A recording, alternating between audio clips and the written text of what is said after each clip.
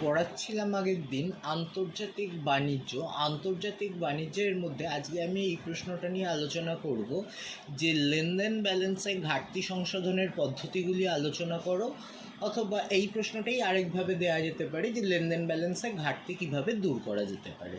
দেখতে পাচ্ছ এই প্রশ্নটা 2018 সালে এসছে, 2015 সালেও এসছে। হ্যাঁ, এবার আজকে আমরা প্রথমে আলোচনা করি যে লেনদেন ব্যালেন্সে ঘাটতি কিভাবে দূর করা যেতে পারে।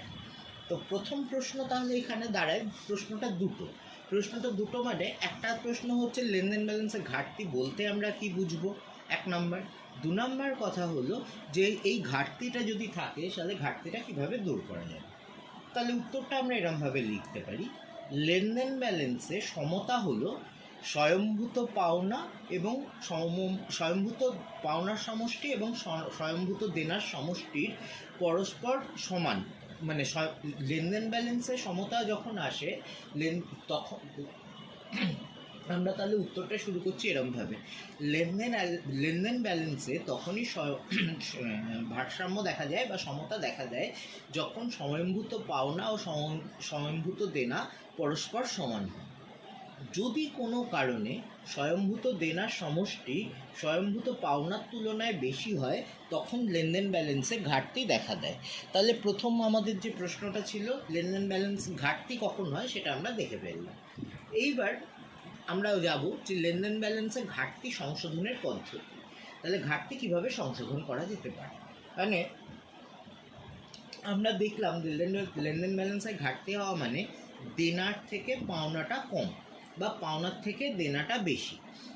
তাহলে এইবার আমার তার মানে কি আয়ের থেকে ব্যয় বেশি হয়েছে, তাহলে বাড়ানোর জন্য যদি এটাকে আমাকে নর্মাল করতে হয় তাহলে আমার কাছে উপায় কি, হয় আয় বাড়াতে হবে অথবা ব্যয় কমাতে হবে।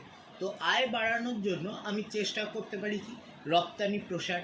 যদি রপ্তানি বাড়াই তাহলে আমার আয় বাড়বে। এখন রপ্তানি প্রসার কিভাবে হতে পারে, রপ্তানি প্রসারের দুভাবে চেষ্টা করা যায়, যে বিভিন্ন দেশের সাথে কোনো দ্বিপাক্ষিক চুক্তি করার মাধ্যমে বা কোনো বাণিজ্য মেলার মাধ্যমে রপ্তানি বাড়ানো যায়। তারপর হতে পারে যেগুলো আমরা রপ্তানি করছি, যে সমস্ত জিনিসগুলো রপ্তানি করছি যেগুলো রপ্তানি করা হয় সেই রপ্তানি দ্রব্যগুলোকে যদি পাল্টে দেওয়া হয়, রপ্তানি দ্রব্যের যদি বৈচিত্র্য আনা যায়, রপ্তানি দ্রব্যগুলোর মধ্যে বৈচিত্র্যের মাধ্যমেও রপ্তানি বাড়ানো যায়। তাহলে প্রথম গেল আমরা কি করলাম, আয় বাড়ানোর চেষ্টা। তারপর দ্বিতীয়ত আমরা কি চেষ্টা করব, চেষ্টা করব ব্যয় কমানোর চেষ্টা।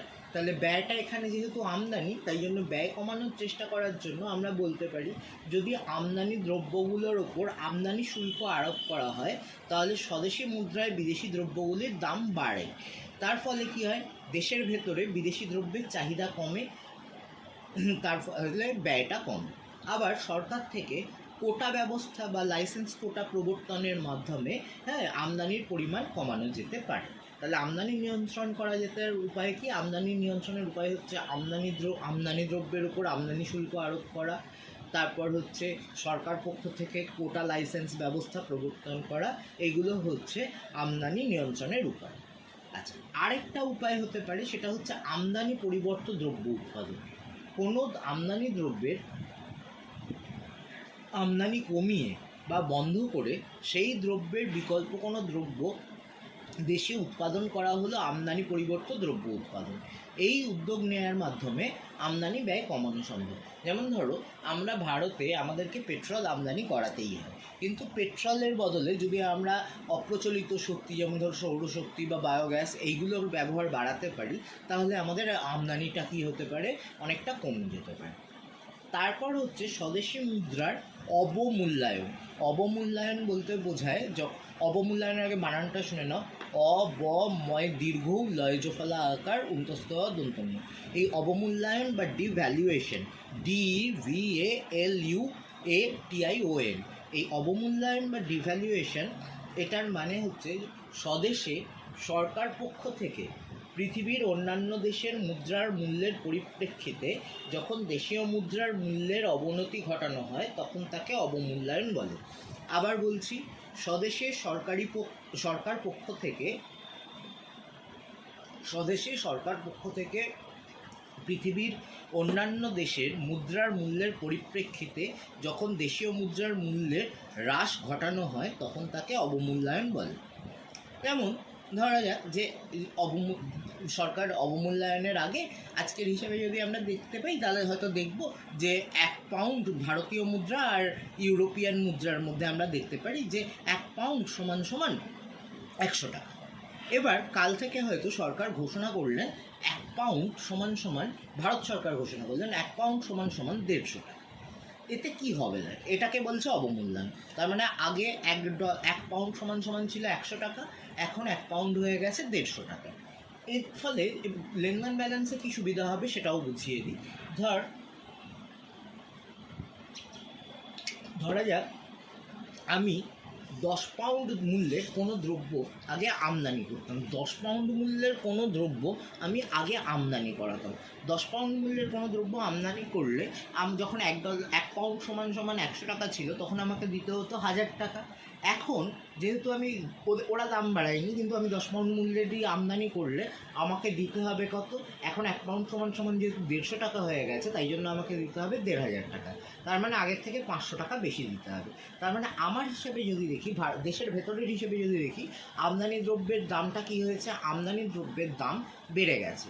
এইবার এই আমদানি দ্রব্যের দাম বেড়ে গেছে ফলে আমাকে কি করতে হবে, আমদানি দ্রব্যের যেহেতু দাম বেড়ে গেছে তাই জন্য আমদানি দ্রব্যের চাহিদা কমে, আবার তাহলে আমদানি ব্যয় কমে যাবে।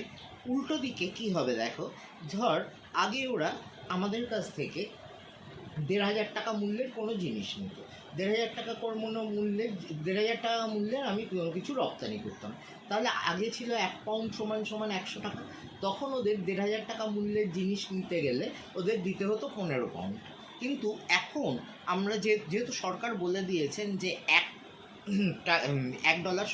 পাউন্ড সমান সমান 150 টাকা, তাহলে ওদের ওই 1500 টাকা মূল্যের জিনিস নিতে গেলে ওকে 10 পাউন্ড দিতে হবে।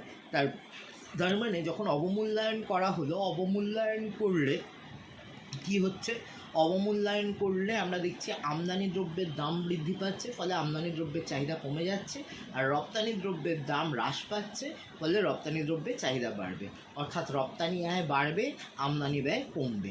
তার ফলে কি হবে, তার ফলে এই যে লেনদেন ব্যালেন্সে ঘাটতি দেখা দিয়েছিল সেইটা চলে যাবে। আচ্ছা, এরপর আমরা নেক্সট প্রশ্ন করব যে লেনদেন ব্যালেন্সে সবসময়ই সমতা থাকে, এই উক্তিটি ব্যাখ্যা করো। তাহলে এই প্রশ্নটা 5 নম্বর হিসাবে লিখলে আমরা কিভাবে লিখব, আমরা লিখব লেনদেন ব্যালেন্স বা লেনদেন উদ্বৃত্ত হিসাব করা হয় আমদানি ও রপ্তানির পার্থক্য থেকে। আমরা লেনদেন ব্যালেন্সকে আর কি লিখেছি, বিওপি, ব্যালেন্স অফ পেমেন্টস। আমদানিকে এম দিয়ে ডিনোট করেছি আর রপ্তানিকে এক্স দিয়ে ডিনোট করেছি। হ্যাঁ, তাহলে বিওপি সমান সমান এক্স মাইনাস এম, মানে লেনদেন উদ্বৃত্ত সমান সমান রপ্তানি আয় মাইনাস আমদানি ব্যয়। যদি এরকম হয় এক্স এম এর থেকে বড়, এক্স যদি এম এর থেকে বড় হয় তাহলে লেনদেন উদ্বৃত্ত অনুকূল, আর যদি এক্স এম এর থেকে ছোট হয় তাহলে লেনদেন ব্যালেন্সে ঘাটতি দেখা যাবে। কিন্তু যদি এক্স ইকুয়াল টু এম হয় তাহলে লেনদেন ব্যালেন্সে কী হবে, সমতা দেখাবে। হ্যাঁ, মানে যদি এক্স এম এর থেকে বড় হয় তাহলে কী হবে, ওই দেশের রপ্তানির পরিমাণ ওই দেশের আমদানির পরিমাণের তুলনায় বেশি। ঠিক আছে, রপ্তানির পরিমাণ আমদানির তুলনায় বেশি। এই জায়গায় কি হবে, তার মানে যে রপ্তানি করছে তার কাছে তার লেনদেন ব্যালেন্সে কী হবে, তার লেনদেন ব্যালেন্স অনুকূল হবে, আর যে আমদানি করছে তার লেনদেন ব্যালেন্সে প্রতিকূল হবে বা ঘাটতি দেখা দেবে। অর্থাৎ যে রপ্তানি যদি এক্স গ্রেটার দ্যান এম হয় তাহলে রপ্তানিকারী দেশে লেনদেন ব্যালেন্সে উদ্বৃত্ত আর আমদানিকারী দেশের লেনদেন ব্যালেন্সে ঘাটতি হবে। তাহলে যে আমদানি করছে তার তো ঘাটতি, সে ঘাটতি দূর করার জন্য কি করবে, আমাদের যেটা আমরা রপ্তানি করছি সেটা তো আমদানি করছে, তাহলে ওই আমদানিকৃত দ্রব্যের ওপর ও কী করবে, ট্যাক্স চাপাবে বা শুল্ক চাপাবে। এই শুল্ক চাপালে যে আমদানিকারী যে দেশটা ছিল তার নিজের দেশের দ্রব্যের দামটা কমে যাবে, আর অন্যান্য দ্রব্যের যেগুলো আমদানি করাচ্ছিল তার দামটা বাড়বে, তার ফলে আমদানি হ্রাস পাবে। তার ফলে কতক্ষণ অবধি হ্রাস পাবে, যতক্ষণ না রপ্তানি আর আমদানি আবার পরস্পর সমান হচ্ছে। তাই জন্য যে দেশগুলো নিজেদের মধ্যে বাণিজ্যে লিপ্ত থাকে তাদের মধ্যে লেনদেন ব্যালেন্সে সর্বদাই সমতা থাকে। এটাই হচ্ছে লেনদেন ব্যালেন্সে সর্বদা সমতা থাকে বা সবসময়ই সমতা থাকে তার ব্যাখ্যা। এটাই হলো লেনদেন ব্যালেন্সে সবসময় যে সমতা থাকে তার ব্যাখ্যা। নেক্সট আমরা যে প্রশ্নটায় যাব, যে স্থির মুদ্রা বিনিময় হার ব্যবস্থার সুবিধাগুলি কী কী। আমি এই প্রশ্নটাকে একটু পাল্টে নিচ্ছি যাতে তোমাদের একেবারেই পুরোটা তৈরি হয়ে যায়। মানে আমি এই প্রশ্নটাকে 3টে ভাগে ভাগ করছি। স্থির মুদ্রা বিনিময় হার কাকে বলে, তারপর হচ্ছে এর সুবিধা বলবো, তারপর এর অসুবিধা বলবো। এই যে আমি একটু আগে একটা উদাহরণে বলছিলাম যে 1 পাউন্ড সমান সমান 100 টাকা বা 1 পাউন্ড সমান সমান 150 টাকা, তার মানে কি এখানে ইংল্যান্ডের মুদ্রার পরিপ্রেক্ষিতে ভারতের মুদ্রার মূল্য কত সেটা বোঝানো হলো। তো এই রকম ব্যাপারে যখন এক দেশের মুদ্রার মূল্য অন্য দেশের মুদ্রার মূল্যের হিসাবে প্রকাশ করা হয় তখন আমরা তাকে বলি বিনিময় হার। যখন এক দেশের অর্থের মূল্য বা এক দেশের প্রচলিত অর্থের দাম অন্য দেশের অর্থের মাধ্যমে প্রকাশ করা হয় তখন তাকে বলা হয় বিনিময় হার। যেমন আজকের হিসাবে হয়তো 1 পাউন্ড সমান সমান 103 টাকা মতো, হ্যাঁ 103 টাকা, তাহলে এটা হলো বিনিময় হার। এইবার আমরা বলবো স্থির বিনিময় হার কাকে বলে। এক দেশের মুদ্রার সঙ্গে অন্য দেশের মুদ্রার বিনিময় হার যখন নির্দিষ্ট করে দেয়া হয় তখন তাকে স্থির বিনিময় হার বলা হয়। এই স্থির বিনিময় হার সাধারণত সরকার বা কেন্দ্রীয় ব্যাংক একটি নির্দিষ্ট স্তরে বেঁধে দেয়। এই ব্যবস্থা একটি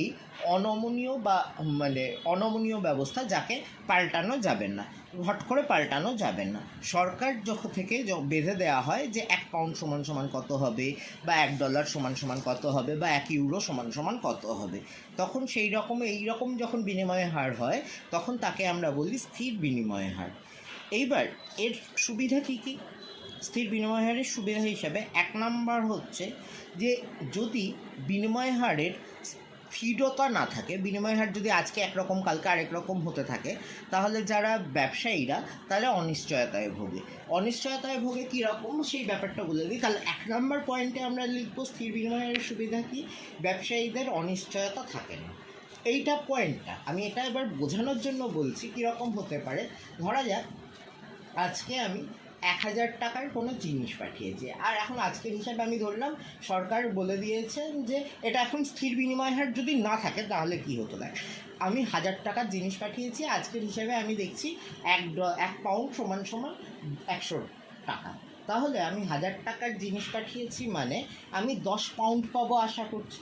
এবার ব্যবসা তো আজকে হলো মানে আজকেই আমাকে কেউ টাকা ফেরত দিয়ে দেবে না, মানে আমার থেকে মাল নিল আজকেই টাকা দিয়ে দেবে এরকম তো সবসময় হয় না। কালকে যদি সরকার এরকম করেন যে বললেন যে সরকার থেকে বলা হলো $1 সমান 1 পাউন্ড সমান সমান 125 টাকা, তাহলে আমি যেখানে 10 পাউন্ড পাবো বলে আশা করছিলাম সেখানে আমি 8 পাউন্ড পাবো।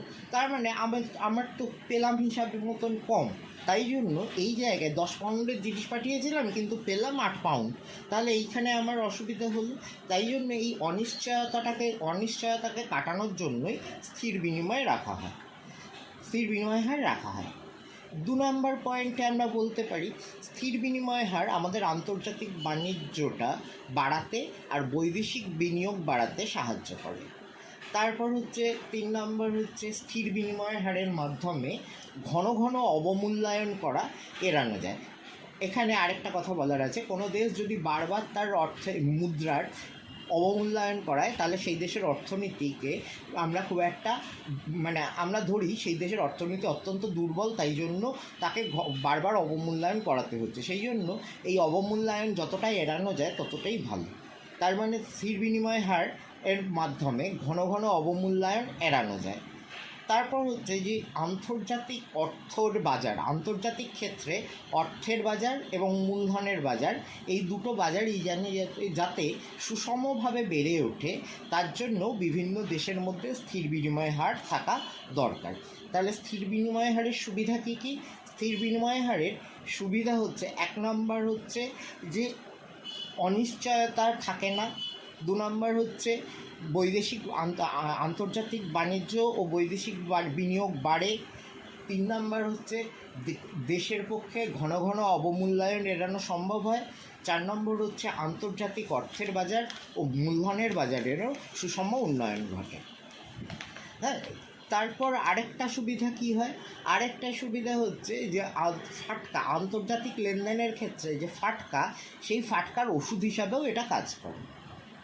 কিন্তু কোনো জিনিসই সবটা পুরোটা ভালো হতে পারে না, এর কিছু অসুবিধাও আছে। এর অসুবিধাও আছে মানে প্রথম কথা হচ্ছে স্থির বিনিময় হার ব্যবস্থায় উৎপাদনের উপকরণগুলো এক জায়গা থেকে অন্য জায়গায় যাওয়াতে বাধাপ্রাপ্ত হয়, মানে উৎপাদনের উপকরণগুলোর সচলতা ব্যাহত হয়।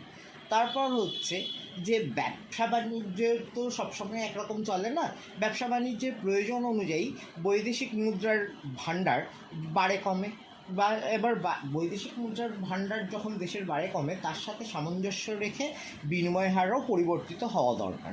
কিন্তু স্থির বিনিময় হার যদি চালু থাকে তাহলে এটা সম্ভব হবে না। তারপর হচ্ছে স্থির বিনিময় হারতে আমরা বললাম যে এটা ফাটকার প্রতিরোধক হিসাবে করা যাচ্ছে, কিন্তু স্থির বিনিময় হার ব্যবস্থায় যে একেবারেই ফাটকা হবে না এরকম কিছু বলা যায় না। তারপর হচ্ছে স্থির বিনিময় হার অবস্থায় কেন্দ্রীয় ব্যাংকের আর্থিক নীতির উপর নিয়ন্ত্রণ থাকে না, কেন্দ্রীয় ব্যাংক তখন তার আর্থিক নীতির উপর নিয়ন্ত্রণটা হারিয়ে ফেলে। এইটা হলো স্থির বিনিময় হার ব্যবস্থার সুবিধা আর অসুবিধা। এরপর আসি পরিবর্তনশীল বা নমনীয় বিনিময় হার। মানে আজকের দিনে বিভিন্ন দেশে যখন বিনিময় হার স্থির হয় তখন এই পরিবর্তনশীল বা নমনীয় বিনিময় হারটাই বেশি কার্যকরী। এখানে আমরা লিখি যে বৈদেশিক মুদ্রার চাহিদা ও যোগানের পরিবর্তনের ফলে যখন বৈদেশিক মুদ্রার বিনিময় হারের পরিবর্তন ঘটে তখন তাকে পরিবর্তনশীল বিনিময় হার বলে।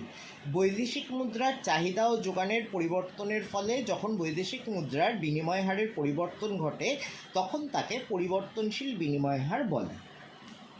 ঠিক মানে আমরা কি জানি, যে কোনো জিনিসের দাম স্থির হয় তার চাহিদা আর যোগানের ঘাত প্রতিঘাতে, ঠিক সেইভাবে বৈদেশিক মুদ্রার দামও স্থির হবে তার চাহিদা আর যোগানের ঘাত প্রতিঘাতে। যদি বেশি চাহিদা থাকে যোগান কম থাকে তাহলে দাম বাড়বে, আর যদি যোগান বেশি থাকে চাহিদা কম থাকে তাহলে দাম কমবে। এটাই হচ্ছে পরিবর্তনশীল বা নমনীয় বিনিময় হার। তাহলে এই জায়গাটায় এর সুবিধা কি? এর সুবিধা হচ্ছে যদি এক নম্বরে হিসাবে আমরা বলতে পারি চাহিদা ও যোগান, যদি বৈদেশিক মুদ্রার চাহিদা যোগান পরিবর্তন হলে তাহলে বিনিময় হার নিজে নিজেই পরিবর্তন হয়ে যায়, যেটাকে আমরা অ্যাডাম স্মিথ যেটাকে অদৃশ্য হাত বলেন। হ্যাঁ, বাজারের অদৃশ্য হাত বা মার্কেট মেকানিজম দামটাকে যখন আবার সেই ভারসাম্যে ফিরিয়ে আনে, এখানেও ঠিক মার্কেট মেকানিজমই বা বাজার অর্থনীতি কী করবে, দামটাকে নির্দিষ্ট জায়গায় ফিরিয়ে আনবে। 2 নম্বর কথা হচ্ছে পরিবর্তনশীল বিনিময় হার ব্যবস্থা যত দ্রুত বা যত তাড়াতাড়ি নিশ্চিত করা যায় তত বহুপাক্ষিক বাণিজ্য ততই সম্প্রসারিত হবে। মানে ভারত শুধুমাত্র নেপালের সাথে বাণিজ্য করবে এরকম তো না, ভারত আরও বিভিন্ন দেশের সাথে বাণিজ্য করে, সেই রকম বহুপাক্ষিক বাণিজ্য তত দ্রুত সম্প্রসারিত হবে। তারপর হচ্ছে লেনদেন উদ্বৃত্তের যে সমস্যা, লেনদেন উদ্বৃত্তের সমস্যা বলতে আমরা মূলত বুঝি যে আয় কম ব্যয় বেশি। এই আয় কম ব্যয় বেশি হলে বৈদেশিক যদি হয় আয় কম ব্যয় বেশি মানে আমাদের কি হয়েছে, রপ্তানি কম হয়েছে আমদানি বেশি হয়েছে। এখন রপ্তানি কম হয়েছে হলে আমাকে কি করতে হবে, রপ্তানি বাড়াতে হবে, আর আমদানি বেশি হয়েছে মানে আমদানি কমাতে হবে। তার জন্য এই যে বা উল্টোভাবেও ভাবতে পারি, রপ্তানি কম হয়েছে মানে বিদেশি মুদ্রা আমি কম পেয়েছি, আর আমদানি বেশি হয়েছে মানে আমার বিদেশি মুদ্রার খরচ বেশি হয়ে গেছে। যতটা বিদেশি মুদ্রা খরচ হয়েছে তার চেয়ে বিদেশি মুদ্রা আয় কম করেছি। তার মানে আমাদের এখানে কি হলো, আমাদের চাহিদাটা বেশি যোগানটা কম, তাহলে দামটা কী হতো, বেড়ে যেতে পারতো। বেরোলে দাম যদি বিদেশি মুদ্রার যদি দাম বেড়ে যায়, হ্যাঁ, তাহলে তখন কী হবে, বিদেশি মুদ্রার দাম বেড়ে গেলে বা বিদেশি মুদ্রার দাম হ্রাস পেয়ে গেলে এরকমভাবে এই ঘাটতিটা বা লেনদেন উদ্বৃত্তের যে একটা অস্থিরতা দেখা দিয়েছিল সেই অস্থিরতাটা দূর হতে পারে। তারপর হচ্ছে যদি পরিবর্তনশীল বিনিময় ব্যবস্থা বর্তমান থাকে তাহলে দেশের নাগরিকরা অর্থনৈতিক স্বাধীনতা উপভোগ করতে পারে। অর্থনৈতিক স্বাধীনতা মানে নিজেদের ইচ্ছা মতন তারা আনাতে বা বিদেশ থেকে জিনিস আনাতে বা পাঠাতে পারবে। ঠিক আছে। আচ্ছা, তারপর হচ্ছে পরিবর্তনশীল বিনিময় হার ব্যবস্থা, যেটা সবচেয়ে বড় সুবিধা। পরিবর্তনশীল বিনিময় হার ব্যবস্থায় বিনিময় হারকে একটা নির্দিষ্ট স্তরে স্থির রাখার প্রয়োজন হয় না। এই জন্য দেশের কেন্দ্রীয় ব্যাংক তার কাছে বিপুল পরিমাণে আমরা কি জানি বিদেশি আমরা জানি যে কেন্দ্রীয় ব্যাংক তার ভাণ্ডারে 115 কোটি টাকা মূল্যের সোনা আর 85 কোটি টাকা মূল্যের বিদেশি মুদ্রা জমা রেখে যত ইচ্ছা তত নোট ছাপাতে পারে। কিন্তু এই যে পরিবর্তনশীল বিনিময় হার ব্যবস্থা চালু হলে এদের কাছে বেশি পরিমাণ বিদেশি মুদ্রা জমা রাখার প্রয়োজন পড়ে না, কারণ ওই মুদ্রা অন্যান্য উৎপাদনশীল ক্ষেত্রে উন্নয়নের জন্য বিনিয়োগ করা যায়। এগুলো এর ভালো দিক। এবার শুধুই যে ভালো দিক আছে তেমন তো নয়, তেমন খারাপের দিকও আছে। পরিবর্তনশীল বিনিময় হার যখন তখন পাল্টে যায় বলে বৈদেশিক বাণিজ্যের ঝুঁকি অনিশ্চয়তা দেখা যায়। আচ্ছা, তারপর হচ্ছে পরিবর্তনশীল বিনিময় হার বিদেশে বিনিয়োগকে উৎসাহিত করে না, কারণ যদি বিনিময় হার বারবার পাল্টায় তাহলে বিদেশি বিনিয়োগও খুব বেশি পরিবর্তন হবে, ফলে বিদেশে বিনিয়োগের মধ্যে একটা অস্থিরতা দেখা দেবে। তারপর হচ্ছে এই যে পরিবর্তনশীল বিনিময় হার, এটা একটা মুদ্রাস্ফীতির সৃষ্টি করতে পারে। কারণ যদি বিনিময় হার কমে যায়, বা বিনিময় হারের যদি অবমূল্যায়ন ঘটে, তাহলে দেশের আমদানি ব্যয় বৃদ্ধি পাবে। আমদানি ব্যয় বৃদ্ধি পেলে মুদ্রাস্ফীতির সৃষ্টি করতে পারে। পরিবর্তনশীল বিনিময় হারের আরও সবচেয়ে বড় অসুবিধে যেটা, একটা ফাটকা কারবারের সৃষ্টি হতে পারে। কারণ আমি জানি তো, আমরা তো একটা আন্দাজ করতেই পারি, আজকে $1 সমান 100 টাকা যাচ্ছে, এক সপ্তাহ বাদে $1 সমান 150 টাকা হবে। এবার যদি আমার কাছে অর্থ থাকে, আমার প্রয়োজন থাকুক না থাকুক, আমি হয়তো বেশ কিছু $1 কিনে রেখে দিলাম 100 টাকা করে। এবার সামনের সপ্তাহে দামটা যেহেতু আমি কিনে নিলাম, সেহেতু বাজার থেকে কি হলো, যোগান কমে গেল। বাজারে যোগান কমলো মানে একটা কৃত্রিম ঘাটতির সৃষ্টি হলো। কৃত্রিম ঘাটতি দেখা দিল ফলে দামটা কী হবে, বেড়ে যাবে। আমি ভেবেছিলাম 150 টাকা করে বেচবো, আমি হয়তো 170 টাকা করে বেচতে পারলাম। তার ফলে এই যে এই অনিশ্চয়তার মাধ্যমে দেশের অর্থনৈতিক সংকট আরও বেড়ে যায়। এগুলো গেল পরিবর্তনশীল বা নমনীয় বিনিময় হারের সুবিধা অসুবিধা। এইবার আমরা আসবো এই যে স্থির বিনিময় হার আর পরিবর্তনশীল বিনিময় হারের মধ্যে পার্থক্য করতে। স্থির বিনিময় হার আর আমি বারবার বলেছি, অর্থনীতিতে যখন পার্থক্য লিখবে তখন পার্থক্যগুলো কখনোই তোমরা ছক কেটে লিখবে না, পার্থক্যগুলো আলাদা আলাদা প্যারাগ্রাফ করে লিখবে। আমরা এই প্রশ্নটার উত্তর এরকমভাবে লিখব: স্থির বিনিময় হার ও পরিবর্তনশীল বিনিময় হারের মধ্যে পার্থক্যগুলি নিম্নরূপ বলে হাইফেন দেবো, দিয়ে 1 নম্বর লিখব। স্থির বিনিময় হারের ক্ষেত্রে এক দেশের মুদ্রার সঙ্গে অন্য দেশের মুদ্রার বিনিময় হার স্থির, কিন্তু নমনীয় বিনিময় হারের ক্ষেত্রে এক দেশের মুদ্রার সঙ্গে অন্য দেশের মুদ্রার বিনিময় হার পরিবর্তনশীল। আচ্ছা, 2 নম্বর পয়েন্ট লিখব। স্থির বিনিময় হার সাধারণত দেশের সরকার বা কেন্দ্রীয় ব্যাংক কর্তৃক আন্তর্জাতিক অর্থভাণ্ডারের মাধ্যমে একটি নির্দিষ্ট স্তরে বাঁধা থাকে, কিন্তু নমনীয় বিনিময় হার বৈদেশিক মুদ্রার চাহিদা ও যোগানের ফলে পরিবর্তন হয়। 3 নম্বর পয়েন্টে লিখব, সাধারণত স্বর্ণমান ব্যবস্থা প্রচলিত থাকলে বিনিময় হার স্থির থাকে, অপরপক্ষে কাগজি মুদ্রা ব্যবস্থা প্রচলিত থাকলে নমনীয় বিনিময় হার দেখা যায়। 4 নম্বরে লিখব, স্থির বিনিময় হারের ক্ষেত্রে বৈদেশিক মুদ্রার বাজারে মুদ্রা ক্রয় বিক্রয়ের বিধিনিষেধ থাকে, কিন্তু নমনীয় বিনিময় হার ব্যবস্থায় বৈদেশিক মুদ্রার বাজারে মুদ্রা ক্রয় বিক্রয়ের কোনো বিধিনিষেধ থাকে না। 5 নম্বরে লিখব, স্থির বিনিময় হার ব্যবস্থা আন্তর্জাতিক লেনদেনের ক্ষেত্রে ফাটকা ব্যবসার ওষুধ হিসাবে কাজ করে, কিন্তু নমনীয় বিনিময় হার ব্যবস্থা আন্তর্জাতিক লেনদেনের ক্ষেত্রে ফাটকা কারবার সৃষ্টি করতে পারে। এইবার আমাদের যে টপিকটা, সেই টপিকটা হচ্ছে দুটি দেশে স্বর্ণমান বজায় থাকলে কিভাবে ওই দুটি দেশের মধ্যে বিনিময় হার নির্ধারিত হয়। আমি প্রথমে একটা জিনিস রিডিং পড়ব, রিডিং পড়ার পর আমি বোঝাবো তারপর এটা আগে আমি পড়ে নিচ্ছি। পড়ে নেওয়ার সময় আমরা বলছি, যেমন ধরো কাকে বলছে আমরা স্বর্ণমানের অধীনে বিনিময় হার ব্যবস্থা কাকে বলে সেটা আমরা আগে পড়ে নিই। আমরা বলতে পারি যে যদি দেশে স্বর্ণমান প্রচলিত থাকে তাহলে দেশে স্বর্ণমুদ্রা প্রচলিত থাকতে পারে, বা দেশীয় কাগজি অর্থ ও স্বর্ণের মধ্যে বিনিময় অনুপাত নির্দিষ্টভাবে নির্ধারিত থাকে। দুটি দেশে যদি স্বর্ণমান প্রচলিত থাকে তাহলে ওই দুটি দেশের মধ্যে বিনিময় হার নির্ধারিত হয় নিজ নিজ অর্থের সঙ্গে স্বর্ণের পরিমাণগত সম্পর্কের মাধ্যমে। আরও একবার পড়ে নিচ্ছি। যদি দেশে স্বর্ণমান প্রচলিত থাকে তাহলে দেশে স্বর্ণমুদ্রা প্রচলিত থাকতে পারে, বা দেশীয় কাগজি অর্থ ও স্বর্ণের মধ্যে বিনিময় অনুপাত নির্দিষ্টভাবে নির্ধারিত থাকে। দুটি দেশে যদি স্বর্ণমান প্রচলিত থাকে তাহলে ওই দুটি দেশের মধ্যে বিনিময় হার নির্ধারিত হয় নিজ নিজ অর্থের সঙ্গে